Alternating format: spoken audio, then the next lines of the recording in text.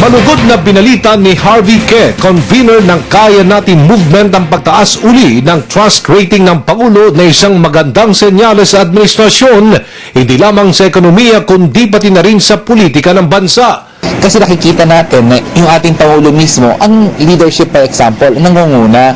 Kasi dati, kitang-kita natin na walang tiwala yung tao doon sa presidente. Ngayon, kitang-kita, napakataas ito nga, no? Ang satisfaction rating niya dito sa recent SWS is 77. Napakataas nun, di ba? Ibig sabihin, halos 8 sa 10 tao sa Pilipinas, bilib na bilib kay presidente.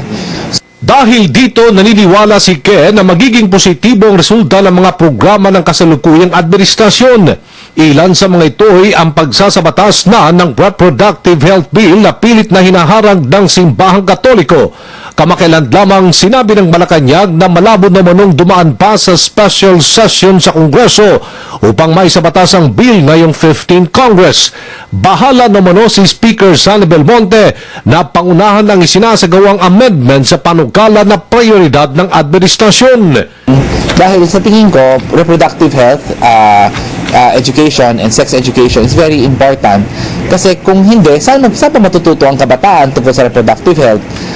Mas lalo pang tumibay ang programang Tuwid na Daan ng administrasyon at isa-isang nabipistot na kukulimbat sa hindi naasahang oras at lugar ang katiwalian ng ibang nasa gobyerno.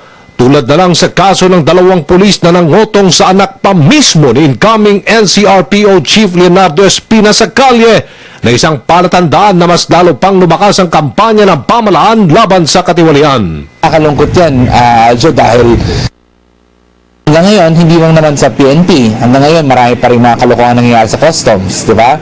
Marami pa rin nangyayaring kalokohan sa ating mga local governments. Pero sa tingin ko naman, hindi na kasing grabe ng noon, no? Sa tingin ko naman, malaki naman na ipinagbago in terms of yung kultura ng matuwid na daan, no? Nitong nakaraan lamang, kinwestiyon naman ang Special Purpose Fund ng Pangulo na dapat raw ipaliwanag ng mabuti ng ehekutibo kung saan gagamitin ang napakalaking pera ng bayan. Sana maibaba pa ni Presidente at na iba pang mga miyembro ng gabinete itong mga pagbabago at reformang ito, hindi lamang sa kanilang level pero hanggang sa dulong sa bawat empleyado ng ating pamahalaan. Okay. Iginit din ni Ke na hindi dapat mag-inhibit si Chief Justice Maria Lourdes Sereno sa kaso ni Ginang Arroyo.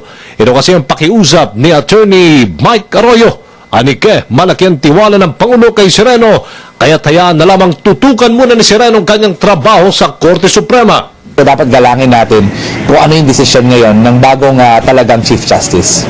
Walang imposible, ani Ke, kung magkakaisa ang lahat at sama-samang balikatin ang suliraning pambayan upang umangat at umasenso ang buhay ng mga Pilipino.